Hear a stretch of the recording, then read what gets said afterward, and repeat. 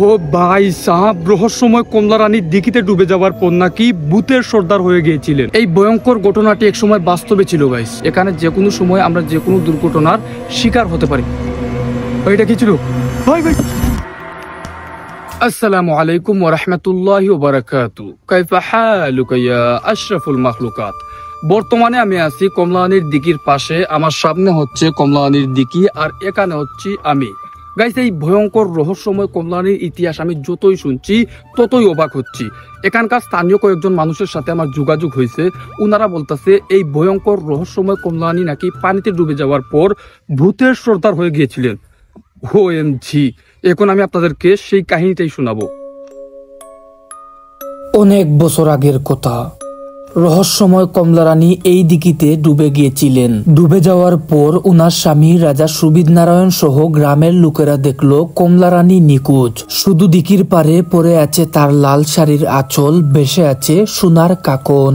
লোক মুখে শোনা যায় সেই দিনে এক অজানা শক্তি তাকে টেনে নিয়েছিল পানির নিচে। কেউ বলে তিনি তার স্বামীকে খুশি করার জন্য ডুবে মরেছিলেন, কেউ বলে দিঘির নিচে নাকি এক অদৃশ্য হাত তাকে টেনে নিয়েছিল।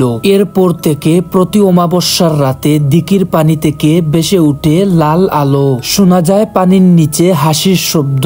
কারো চুল ভেসে উঠে পানির উপর আবার মিলিয়ে যায়।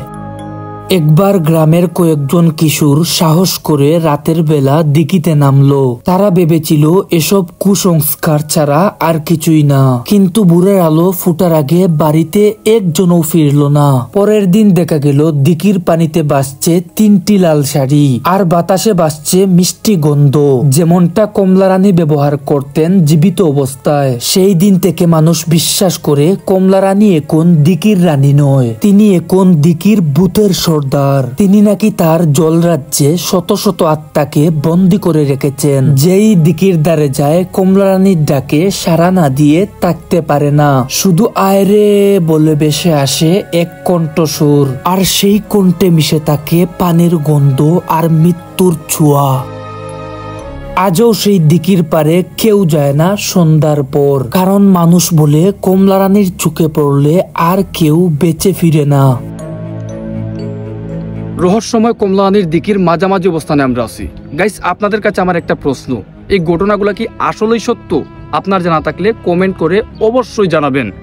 আর গাইস, এই রহস্যময় কমলা রানীর আরো অনেকগুলো ইতিহাস আছে। ওগুলা যদি আপনাদেরকে শোনাতে চাই তাহলে ভিডিও আরো 2 থেকে 3 পার্ট আমাকে করতে হবে, বুঝছেন? তো এখন আমি আপনার কাছ থেকে বিদায় নেব, কারণ আমরা বর্তমানে জানেন তো কোথায় আছি, রহস্যময় কমলা রানীর দিঘির মাঝামাঝি অবস্থানে আছি। এখানে যে কোনো সময় আমরা যে কোনো দুর্ঘটনার শিকার হতে পারি। এটা কি ছিল ভাই?